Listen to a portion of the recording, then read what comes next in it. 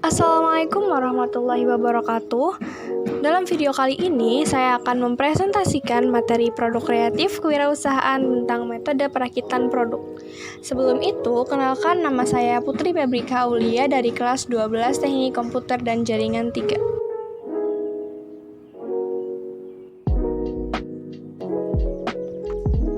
Pembahasan. Yang pertama kita masuk ke pembahasan.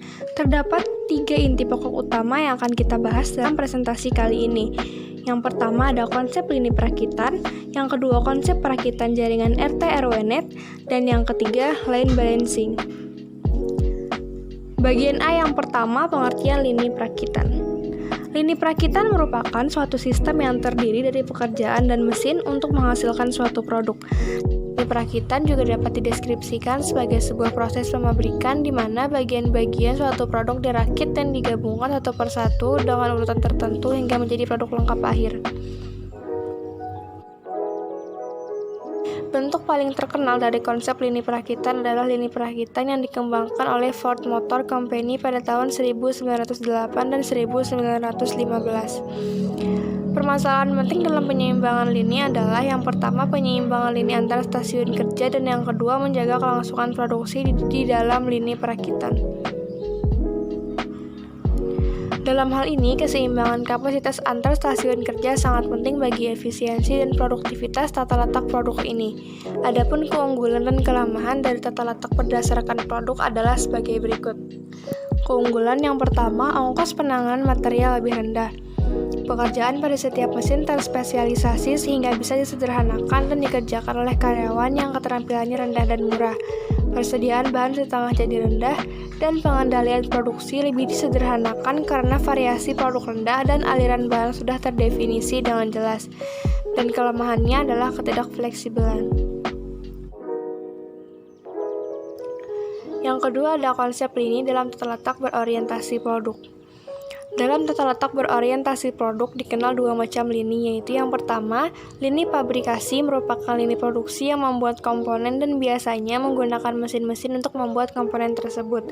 Kedua ada lini perakitan, merupakan lini produksi di mana komponen akan dipabrikasi melalui sekumpulan stasiun kerja yang biasanya terdiri dari tenaga kerja dan mesin.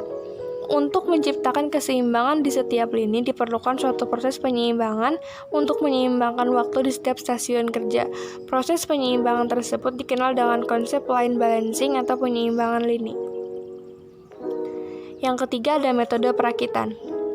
Dalam perakitan terdapat beberapa metode yang dapat diterapkan sesuai dengan kebutuhan. Metode-metode tersebut adalah yang pertama metode perakitan yang dapat ditukar-tukar. Artinya bagian-bagian yang akan dirakit dapat ditukarkan satu sama lain. Kedua ada perakitan dengan pemilihan, artinya komponen yang dihasilkan pengukurannya tersendiri menurut batasan-batasan ukuran. Ketiga perakitan secara individual, di mana dalam pengerjaannya tidak dapat dipisahkan antara pasangan satu dengan pasangannya, karena dalam pengerjaannya harus berurutan tergantung bagian yang sebelumnya. Keempat ada jenis perakitan. Pada umumnya terdapat 2 jenis perakitan, yaitu perakitan manual dan otomatis. Perakitan manual yaitu perakitan yang sebagian besar proses dikerjakan secara konvensional atau menggunakan tenaga manusia dengan peralatan yang sederhana tanpa alat bantu yang spesifik atau khusus. Perakitan otomatis yaitu perakitan yang dikerjakan dengan sistem otomatis dan membutuhkan alat bantu yang lebih khusus. Sedangkan untuk jenis perakitan dapat dibedakan menurut jenis produk yang akan dilakukan perakitan, yaitu yang pertama, produk tunggal jenis perakitan tunggal, yaitu perakitan dengan produk hanya satu jenis saja. Kedua, produk seri jenis perakitan produk seri adalah bila perakitan dilakukan dalam jumlah massal dan dalam bentuk dan ukuran sama. Bagian B, yang pertama ada konsep jaringan RT/RW-net. Membangun RT/RW-net didefinisikan suatu konsep di mana beberapa komputer dalam suatu perumahan atau blok dapat saling berhubungan dan dapat saling berbagi data serta informasi. Konsep lain dari RT/RW-net adalah memperdayakan pemakaian internet di mana fasilitas internet tersedia selama 24 jam sehari selama sebulan penuh, di mana biaya yang akan dikeluarkan akan murah karena biaya langganan akan ditanggung bersama. Langganan boleh memiliki ISP sesuai dengan penawaran dari perusahaan. Konsep RT/RW-Net sebetulnya sama dengan konsep warnet. Pemilik warnet akan membeli atau menyewa pulsa atau bandwidth dari penyedia internet atau ISP, Internet Service Provider, lalu dijual kembali ke pelanggan yang datang menyewa komputer untuk bermain internet. 2. Jaringan RT/RW-Net. RT/RW-Net mempunyai tujuan memberikan layanan akses internet kepada masyarakat. Langkah-langkah pembuatan RT/RW-Net menggunakan mikrotik adalah mengkonfigurasi router agar dapat mengakses internet. Kita dapat menggunakan konfigurasi bawaan mikrotik dengan dua cara. Yang pertama ada hard reset. Biasanya dilakukan jika ingin menghapus konfigurasi pada mikrotik, tetapi tidak bisa mengakses mikrotik dengan Windows. Cara melakukan hard reset adalah yang pertama, pastikan router dalam keadaan mati. Tekan tombol reset dan tahan. Nyalakan router tanpa melepas tombol reset dan tahan selama kurang lebih 5 detik. Kedua ada soft reset. Dilakukan jika tidak bisa mengakses router menggunakan Winbox atau aplikasi remote lain. Cara melakukan soft reset adalah masuk ke menu Winbox, kemudian buka terminal, ketik perintah atau System Reset Configuration, kemudian tekan Enter. Mikrotik akan reboot. Setelah melakukan reset, maka kita bisa memasang kabel internet pada Ethernet 1. Karena kita menggunakan saluran dari kabel untuk melakukan broadcast internet, maka kita perlu melakukan konfigurasi WLAN pada mikrotik dengan cara masuk menu Windows dan klik menu wireless, kemudian klik 2 kali pada WLAN 1. Setelah muncul Windows Interface, klik Security Profiles untuk memberikan password pada wireless sehingga tidak dapat diakses.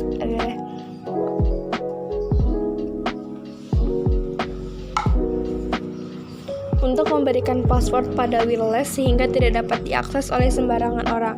Selanjutnya klik tanda tambah dan isi kolom berikut. Name diisi nama security, WPA preset key diisi password yang akan dipasang oleh WP, lalu klik OK.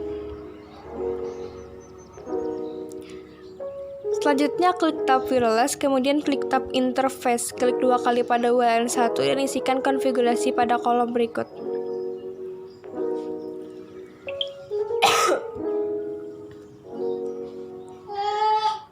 Langkah berikutnya adalah memberikan IP address pada WLAN sehingga jaringan dapat diakses oleh klien. Cara konfigurasi IP address pada WLAN adalah klik IP kemudian klik address. Setelah Windows Address List muncul, klik tanda tambah untuk mengkonfigurasi IP address pada WLAN. Isikan IP address yang akan digunakan, kemudian pilih WLAN 1 pada interface lalu klik OK untuk menyimpan konfigurasi.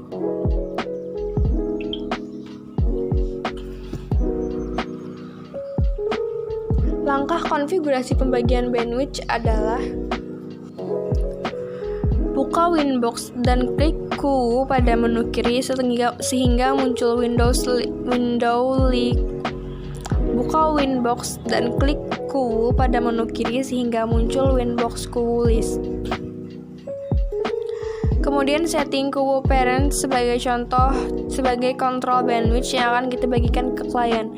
Pada simpel Q, klik tanda tambah, kemudian pada tab general isikan nama, target dan maksimum limit upload dan download. Pada kolom max limit dapat kita isikan total bandwidth yang akan kita bagikan ke klien.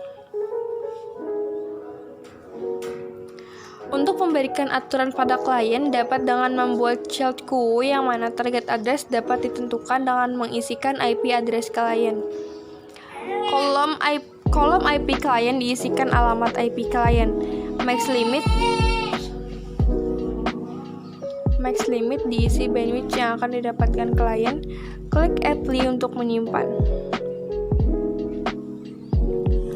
Langkah selanjutnya adalah memberikan garansi bandwidth kepada klien.